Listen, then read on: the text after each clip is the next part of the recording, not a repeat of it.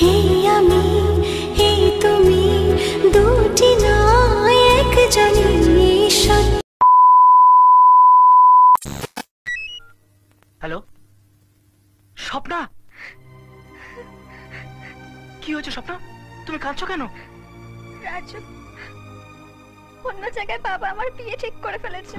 বিয়ে? কি বলছো তুমি? কিন্তু আঙ্কেল যে বললো। সব মিথ্যে রাজু। তুমি এখান থেকে যাবার পর অনেক ঘটনা ঘটে গেছে। প্লিজ তুমি একটা কিছু উপায় করো রাজু, তাড়াতাড়ি। আমি লুকিয়ে ফোন করছি, কখন কে এসেছে হাতে বেশি সময় নেই। খুব ভয় করছে রাজু। কি হলো রাজু, কিছু বলছো না কেন? তুমি তো কনফার্ম করেছিলে আমাদের রিলেশনটা অ্যাট্রাকশন নয়, লাভ, সত্যিকারের ভালোবাসা। তাহলে আর চুপ করে আছো কেন? I love you. ওরকম বলো না, আমি পাগল হয়ে যাব। তোমাকে যদি মিস করি আমি বাঁচবো না রাজু। আমি শুধু তোমাকে চাই, তোমাকে। আমাকে এখান থেকে নিয়ে চলো রাজু, চলো দুজনে কোথাও পালিয়ে যাই। কাল 4টের সময় রেলওয়ে স্টেশনে চলে এসো, আমি তোমার জন্য ওয়েট করব। রাখছি রাজু, ঠিক 4টে, দেরি করো না। আসবে তো? কনফার্ম তো? কনফার্ম। তাহলে কাল 4টের সময় দেখা হচ্ছে, রাখছি।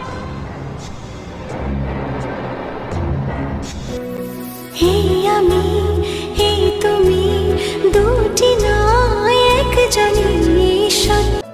দেখো গাইস, আমি কি সুন্দর জামা খান আমার গার্ভ সুরে জামা খান এক নিমেষেই পরে নিলাম।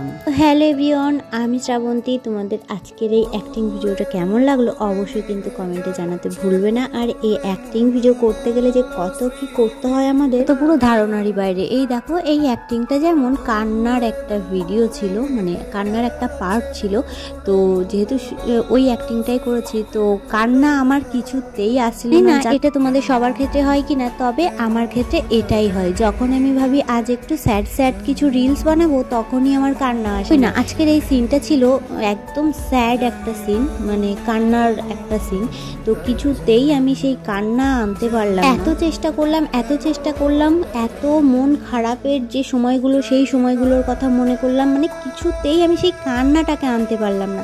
তো যাই হোক, অ্যাক্টিং ভিডিও করতে গেলে কিন্তু সব রকমই ট্রাই করতে হয়, সব রকমই করে অ্যাক্টিংটা করতে হয়।